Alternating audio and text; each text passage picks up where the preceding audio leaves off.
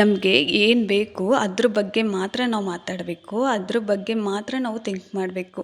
For example, ನಾನು ಪ್ರೆಗ್ನೆಂಟಲ್ಲಿದ್ದಾಗ ನಂಗೆ ತುಂಬ ಜನ ಹೇಳ್ತಿದ್ರು, ಪಾಪು ನೈಟೆಲ್ಲ ಎದ್ದಿರುತ್ತೆ, ಅಳುತ್ತೆ, ಆಫ್ಟರ್ ಡೆಲಿವರಿ ಲೈಫ್ ಈ ಥರ ಇರಲ್ಲ, ತುಂಬ ಚೇಂಜ್ ಆಗುತ್ತೆ, ಹೊಟ್ಟೆ ಫ್ಯಾಟ್ ಕರಗಲ್ಲ, ದಪ್ಪ ಆಗ್ತೀವಿ, ಈ ಥರ ತುಂಬ ನೆಗೆಟಿವ್ ಆಗಿ ಹೇಳ್ತಿದ್ರು. ಈ ಥರ ಯಾರಾದರೂ ನನಗೆ ನೆಗೆಟಿವ್ ಆಗಿ ಹೇಳಿದರೆ ನಾನು ಅವ್ರಿಗೆ ಅಲ್ಲೇ ಹೇಳ್ತಿದ್ದೆ, ಇಲ್ಲ ನನ್ನ ಮಗು ನೈಟೆಲ್ಲ ತುಂಬ ಚೆನ್ನಾಗಿ ನಿದ್ದೆ ಮಾಡುತ್ತೆ, ಆರಾಮಾಗಿರುತ್ತೆ, ಆರಾಮಾಗಿ ಆಟ ಆಡುತ್ತೆ, ನಾನು ಇದಕ್ಕಿಂತ ತುಂಬ ಚೆನ್ನಾಗಿರ್ತೀನಿ, ಇಷ್ಟೇ ವೆಯ್ಟ್ ಇರ್ತೀನಿ, ನನಗೆ ಫ್ಯಾಟ್ ಒಂಚೂರು ಇರೋದಿಲ್ಲ, ಫುಲ್ ಸ್ಲಿಮ್ ಆಗಿರ್ತೀನಿ, ನಾನು ಇವಾಗ ಹಾಕೋತಿರೋ ಬಟ್ಟೆಗಳ್ನ ನಾನು ಮತ್ತೆ ಹಾಕ್ಕೊತೀನಿ, ನಾನು ಎಲ್ಲ ಬಟ್ಟೆನೂ ಹಾಕ್ಕೊತೀನಿ, ಅಷ್ಟು ಸ್ಲಿಮ್ ಆಗಿರ್ತೀನಿ, ಈ ಥರ ನಾನೇ ಹೇಳ್ತಿದ್ದೆ. ಅಂಡ್ ನಾನು ಅದನ್ನು ಯಾವಾಗಲೂ ಮನಸ್ಸಲ್ಲಿ ಅಂದ್ಕೊತಿದ್ದೆ. ನಾನು ಪ್ರೆಗ್ನೆಂಟಲ್ಲಿ ಒಂದು ದಿನವೂ ನಾನು ನೆಗೆಟಿವ್ ಆಗಿ ಥಿಂಕ್ ಮಾಡಿಲ್ಲ.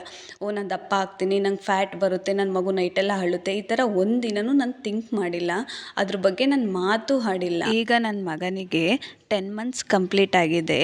ಈ 10 ಮಂತ್ಸಲ್ಲಿ ಒಂದು ನೈಟ್ ಸಮೇತ ಅವನು ಎದ್ದು ಹತ್ತಿಲ್ಲ, ಅಂಡ್ ನಂಗೆ ತೊಂದರೆನೇ ಕೊಟ್ಟಿಲ್ಲ, ತುಂಬ ಚೆನ್ನಾಗಿ ನಿದ್ದೆ ಮಾಡ್ತಾನೆ ನನ್ನ ಮಗ.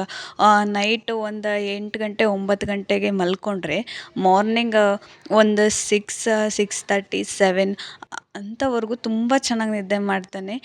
ಮಧ್ಯೆ ಎದ್ದೊಳ್ತಾನೆ, ಹೊಟ್ಟೆ ಹಸ್ದಾಗ ಎದ್ದೊಳ್ತಾನೆ, ಮತ್ತು ಹಾಗೆ ಮಲ್ಕೊತಾನೆ, ತುಂಬ ಚೆನ್ನಾಗಿ ನಿದ್ದೆ ಮಾಡ್ತಾನೆ. I am so happy, I am so grateful ಅದಕ್ಕೆ.